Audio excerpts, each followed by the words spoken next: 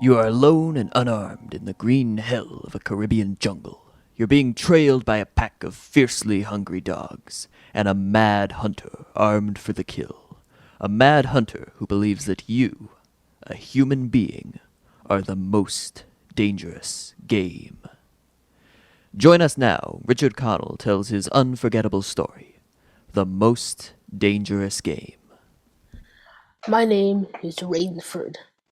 I make my living hunting big game for many of the major museums of the world, guiding parties of sportsmen on safari in Africa, Tibet, and South America.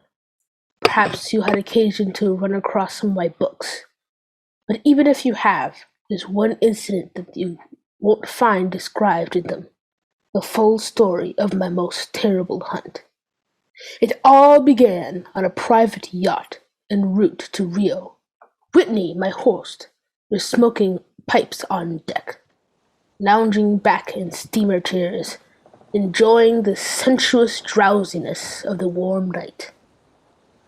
Ah, good dinner, eh? Excellent. Afraid I ate too much, though. Care for some gin rummy? Oh no, I don't care for move. All right. There's a rather large island off there to the right somewhere. It's something of a mystery. Really? I didn't know. What island is it? The old charts call it Ship Trap Island. Suggestive name, isn't it? Sailors have a curious dread of the place. Some superstition. I can't see it. Well, you have good eyes, but even you can't see 4 miles or so through a moonless Caribbean night. Not even 4 yards. It's dark.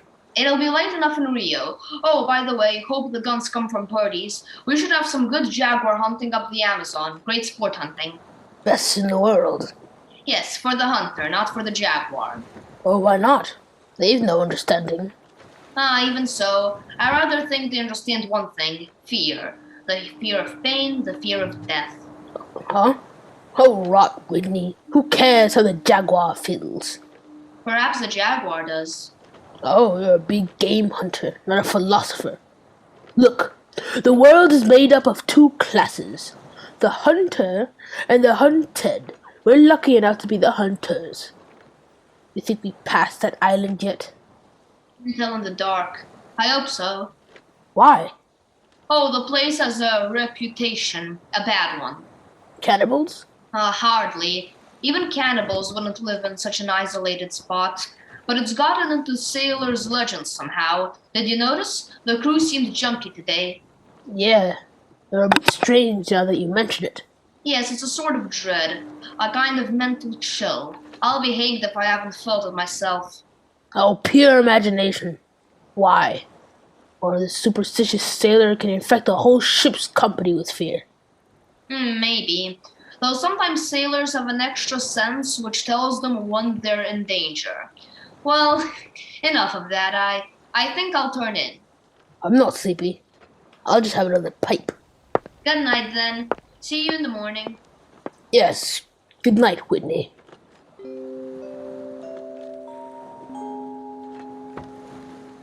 It was very dark. So dark, I could have slept without closing my eyes. The night would have been my eyelids. I puffed at my pipe, got drowsy. A gun, out there in the water. A gun. I sprang to the rail, strained my eyes in the direction of those shots, but I couldn't see a thing. I leaped up on the rail to get better elevation, and my pipe, striking the rope, was knocked out of my mouth. I lunged for it, and tight fingers closed around my heart as I realized I'd reached too far and lost my balance.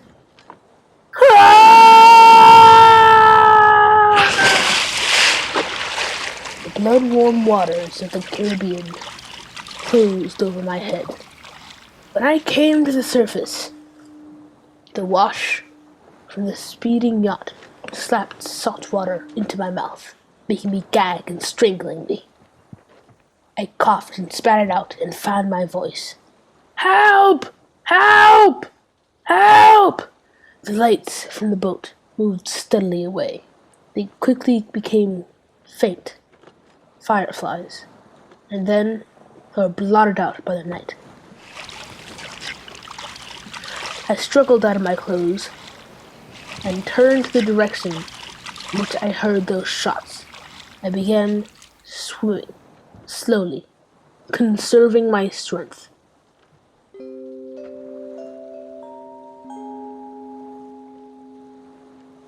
For an endless time, I fought the sea.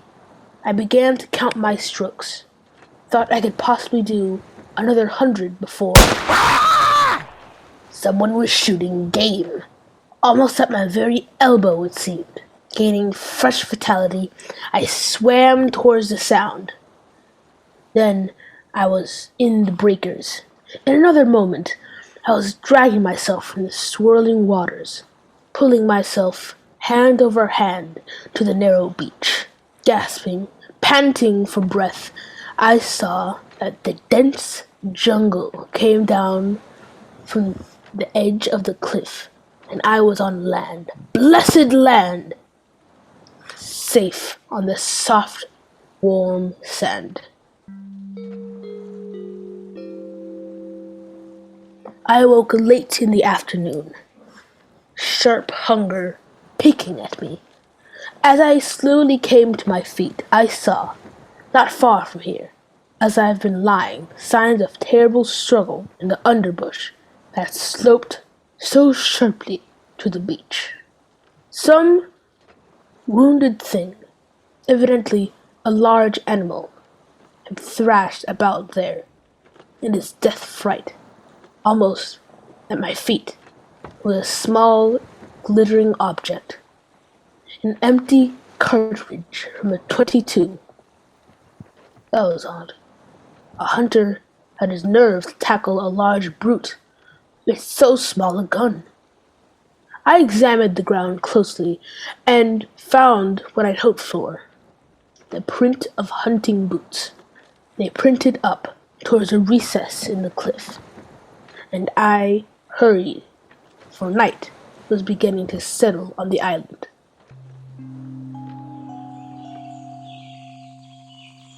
It was already dark when I first came upon it. I thought it was a village. There were so many lights, but as I came closer, I saw that all the lights were in one building, a chateau on a high bluff. In a few moments, my bare feet were padding up stone steps, and I stood in front of the massive oaken door.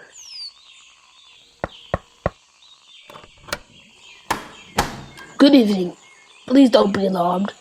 There's no need for that gun. I'm no robber. It sounds silly, but I fell up a yacht. My name is Sandra Rainsford of New York City.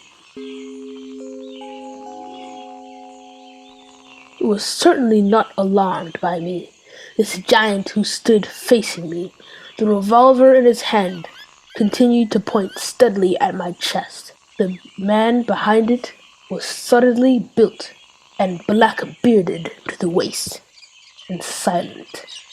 He waved me in with the gun and closed the door behind me. I was in a huge hall, but there was no time to look around. Another man was coming down the broad marble stairs. An erect, slender man in evening clothes. I stepped towards him. I've just been explaining to this chap that I've had an accident. My name is Sandra Rainsford. It's a great pleasure to honor and welcome Mr. Rainsford, the celebrated hunter, to my home. Oh, well, thank you. I've read your book on hunting snow leopards in Tibet. I'm General Zaraf. Believe me, General, I'm very happy to see you. All right, Ivan, you can put down that gun. Gentleman is a guest. Ivan is an incredibly strong fellow, but he has the misfortune to be a mute. A simple thing, but a bit of a savage. I'm even happy to see him. Come, we should not be chatting here. You want clothes, food, the rest. You shall have them. This is a most restful spot. I can't tell you how grateful I am. It is my pleasure. Follow Ivan, if you please, Mr. Rainsford. I was about to have my dinner, but I can't wait. I think my clothes will fit you. I followed the man into a huge beam-ceilinged bedroom with a canopy bed large enough for 6 men. Ivan silently laid out an evening suit. As I put it on, I noticed it came from a London tailor. And would indeed call this place too isolated, even for cannibals. I went downstairs and sat opposite Zaroff in a dining room that suggested a baronial hall of feudal times. The food was excellent. Perhaps you were surprised that I recognized your name, but I read all books on hunting published in English, French, and Russian. I have but one passion in life, that is the hunt. Why, I've noticed you have some wonderful heads here. That Cape Buffalo there is the largest I have ever seen. Oh, that fellow, yes, he charged me, threw me against a tree, fractured my skull, but I got the brute.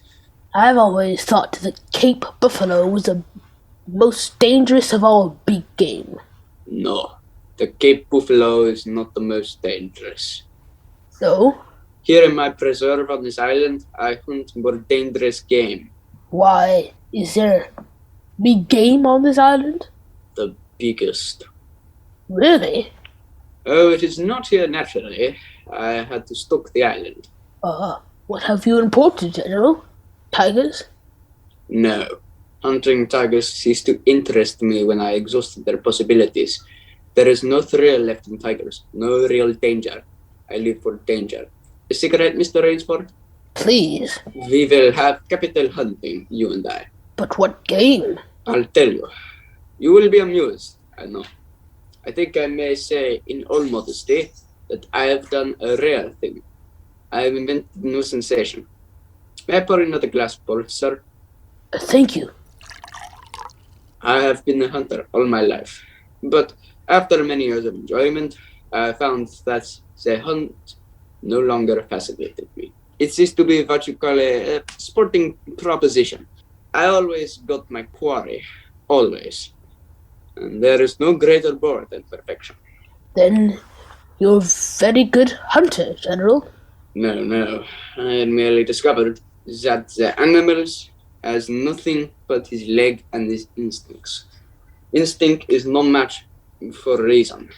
When I realized this, it was a tragic moment for me. As I told you, I love to hunt. Then it came to me as an inspiration what I must do. And that was?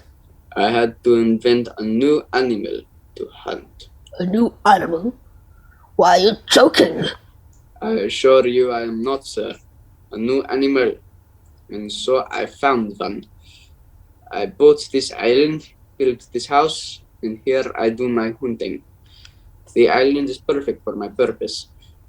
There are jungles with a maze of trails in them, hills, swamps. And the animal, General Zaroff? It supplies me with the most intense excitement of all. I never grow bored now, for I have a quarry with which I can match my wits.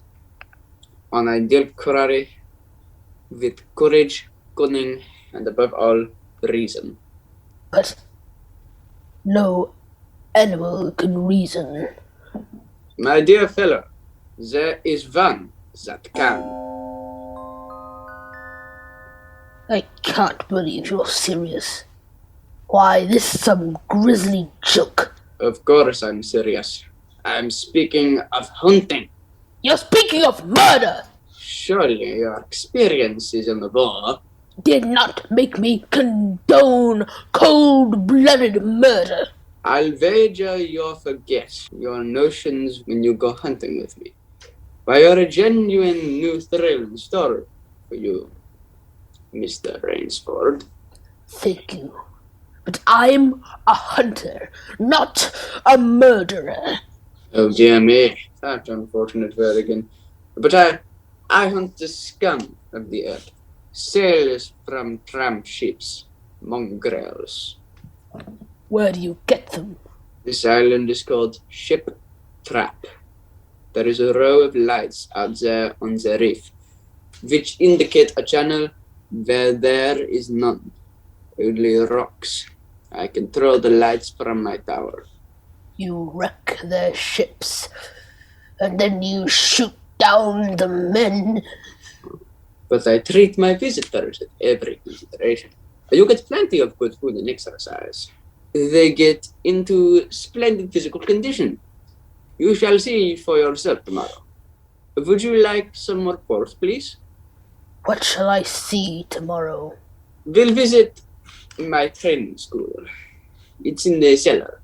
I have about a dozen there now. Sailors inferior lot. I regret to say more accustomed to the deck than the jungle. Ivan will have our coffee now. Thick Turkish coffee, Mr. Rainsford. Very good. No. Your appetite quite gone? No coffee, thank you. Just one, Ivan. It's a game, you see. I suggest to one of them that we go hunting. I give him 3 hours. Start, I am to follow, armed only with pistol of smallest caliber and range. My quarry eludes me for whole 3 days. He wins the game. If I find him, he loses. And if he refuses to be hunted? Oh, I give him the option. If he won't hunt, I turn him over to Ivan here. Ivan once served as official executioner to the great white Tsar, and he has his own ideas of sport. Invariably, they choose the hunt. And what if they win? To date, I have not lost. I don't wish you to think me a braggart. One almost did win. Eventually, I had to use the dogs. The dogs? Yes. Just step over here to the window a moment, huh? I want you to see my courtyard. Go ahead, Mr. Rainsford. Open the window, please. I have a dozen, as you can see. They're let out at 7 every night. If anyone should try to get into my house or out of it, well, it would be regrettable. And now I want to show you my collection of heads. Will you come with me to the library? I hope that you'll excuse me tonight. I'm not feeling at all well. I am sorry. You need a good restful night's sleep. Tomorrow you'll feel like a new man, and then will, eh? I've one rather promising prospect. But I was already hurrying from the room and up the marble stairway. I heard him calling after me. Sorry you can't go with me tonight. I expect a rather fair sport, a big, strong native from west coast of Africa. He looks resourceful. The bed was good. I tried, but I didn't sleep. I didn't toss or turn. I didn't move. I just lay rigidly in one spot, my eyes on the ceiling, my arms tight against my sides, my breathing slow and heavy, my mind empty, waiting. The inky black was just beginning to dissolve. A thin line of gray was just beginning to seep insidiously onto my room. When Zerov found his quarry, then I suppose I slept. When I awoke, the sun's shadows were already slanting through my room. Must have been well afternoon. I came down to find General Zaroff pouring himself a glass of brandy on the sideboard. Ah, Mr. Rainsford. Feeling better, I trust? Yes. I wish I could say the same. No, I'm not. Hunting was no good last night. He made a straight trail, offered no problems at all. General, I want to leave this island at once. Mr. Rainsford, tonight we will hunt. You and I. No, General, I've told you. I will not hunt. I beg you to reconsider. My idea of sport is much more diverting than Ivan. You mean that? Yes, you and I. It's really an inspiration. A foeman worthy of my steel at last. Oh, you'll find this game worth playing, Rainsford. Your brain against mine. Your woodcraft against mine. Your strength and stamina against mine. Outdoor chess and the stake is not without value, eh? And what if I win? If I do not find you by midnight of the third day, then I am defeated. My sloop will place you on the mainland near a town. Oh, you can trust me. I give you my word as gentleman and a sportsman. Of course, you in turn must agree to say nothing of your visit here. I'll agree to say nothing of the kind. 3 days from now, we can chat about it over a bottle of Veuve Clicquot. Unless, and listen, Rainsford, Ivan will supply you with hunting clothes, food, and knife. I suggest you wear moccasins. They leave a poor trail. I suggest too you avoid the big swamp in the southeast corner of the island. There's quicksand there. And now you'll want to start, no doubt. I shall not follow until dusk. Hunting at night is much more exciting than the day, don't you think, Mr. Rainsford? Good hunting. I kept telling myself through tight teeth that I had to keep my head. Keep my head. My first idea was to put difference between myself and Zaroff, so I plunged into the jungle in a blind panic. Before long, I shook it off and stopped. Straight flight was futile. It would only bring me out to the sea. Then I hit upon the idea of giving him a trail to follow. I would begin our most dangerous game by playing the fox. For more than 2 hours, I went to the trackless wilderness, executing a series of intricate loops, doubling again and again on my trail. Night found me, leg-weary, with hands and face lashed by the branches. I needed rest badly, and having played the fox, I decided now to play the cat. I climbed into a crotch of a huge tree. An apprehensive night crawled slowly by like a wounded snake. Then, at dawning, a startled bird finally screamed, and I flattened against a bough. Through a screen of leaves, as thick as tapestry, I saw the general. He came slowly, his eyes fixed on the ground, almost beneath my tree. He paused and went down on one knee, studying the ground. I would have gone for him, leaping the way a panther does, except for the small automatic in his right hand. After a seeming endless time, he came back to his feet. His eyes left the ground and traveled inch by inch up the tree. I froze, every muscle tensed for a spring, and the hunter's eyes stopped just before they reached the limb on which I lay. A slow smile spread around his face. Rainsford, where have you gone? Wherever you are, you clever dog. I think we must go home and lie down a bit to think this over. The pent-up air burst hotly from my lungs as he turned back and disappeared. So the general was playing with me. He was saving me for another day's sport. Zaroff was the cat, and I was the mouse. In that moment, I knew the real meaning of terror. I slipped from the tree and set off into the woods.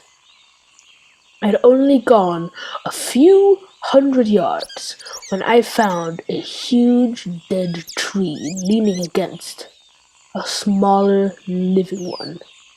I pulled my knife from its sheath and set to work. When the job was finished, I threw myself behind a log 100 feet away.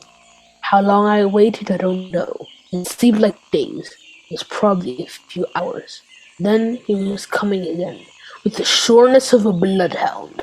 Nothing escaped those searching black eyes. No crushed blade of grass, no bent twig, no mark, however faint it was in the moss.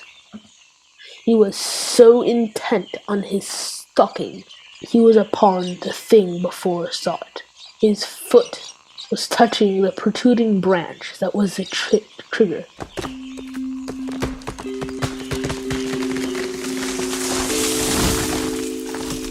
The dead tree delicately adjusted to rest on the cut living one, crashed heavily into the earth, and I waited yet another moment, not daring to look up and see if it had really done his work.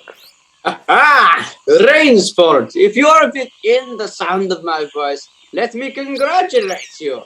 There aren't many men who know how to make a Malay man catcher.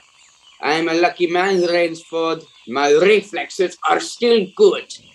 Did you see me spring back even while I was falling? Rainsford, can you hear me? You are proving interesting. I'm going back now to have my wound dressed. Don't be alarmed. It's only a slight one. I shall be back.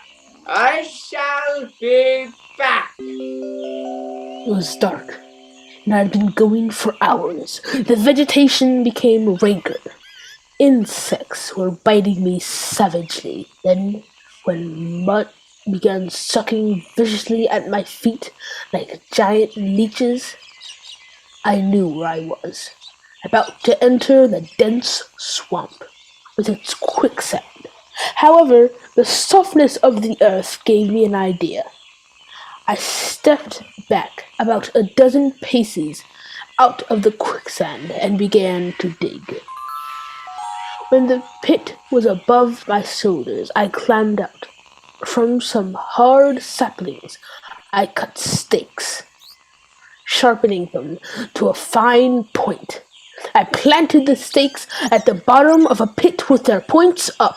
With flying fingers, I wove a rough carpet of weeds and branches, and with it, I covered the mouth of the pit. Then, wet with sweat and aching with tiredness, I crouched behind the stump of a lightning-blasted tree. I heard the patting sound of feet on the soft earth. I knew he was coming. The night wind brought me the perfume of the General's black cigarette. Though I could see nothing, it seemed to me that he was coming with unusual swiftness, that he was not feeling his way along foot by foot. In one brief moment, I lived an entire year. Then I heard the sharp crackle of breaking branches. The cover of the pit gave way. Ah, you've done well, Rainsford. Very well. Where did you get the time? Your Burmese tiger pit has claimed one of my best dogs. And so you score again. I must see what I can do now against my whole pack. He went away again, but I just lay there in the swamp that night. At daybreak, I was awakened by a different sound, a faint wavering, the baying of a pack of hounds. I went up into a tree, down a watercourse, not a quarter of a mile away. I could see the bush moving. I strained my eyes and saw the lean figure of General Zaroff just ahead of him. I made out the gigantic Ivan holding the pack in leash. I prepared for the native trick I'd learned in Uganda. I slipped from the tree, caught hold of a springy young sapling, and fastened it to my knife, its blade pointing down the trail. With a bit of wild grapevine, I tied back the sapling and ran for my life. The hounds hit the fresh scent and raised their voices, and I knew how an animal must feel. Even as I ran, the clamor of the hounds suddenly ceased, and with it, my heart stopped, for that meant they reached the knife. I climbed excitedly up a tree and looked back, and hope died in my brain. The general was still on his feet. Ivan, however, was not. The knife, driven by the recoil of the springing tree, had done his work. Then the dogs took up the cry again, and I was on the ground once more. Nerve! Nerve! I panted the words over and over as I fled headlong. A blue gap showed through the trees dead ahead. I forced myself on towards the gap and reached the sea. It lay 20 feet below me, rumbling and hissing. I stood a moment, poised over the edge.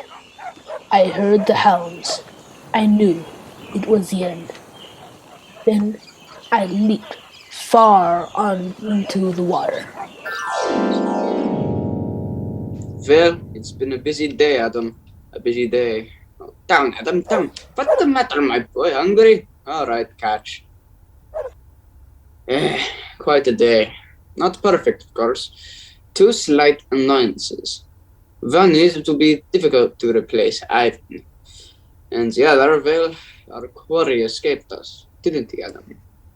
Then, of course, the American didn't really play the game. So we won't count it. We won't count it at all. All right, my boy. That's enough for now. Out you go with the rest. Better luck next time!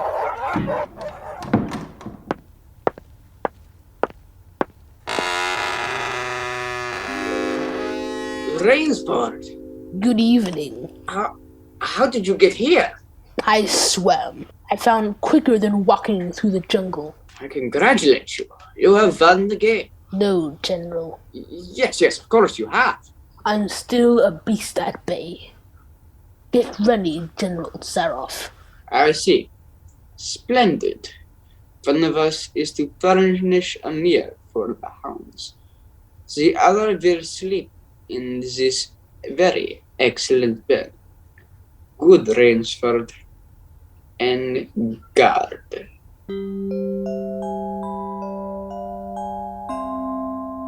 The General was right. Never before in my life have I slept in a better bed.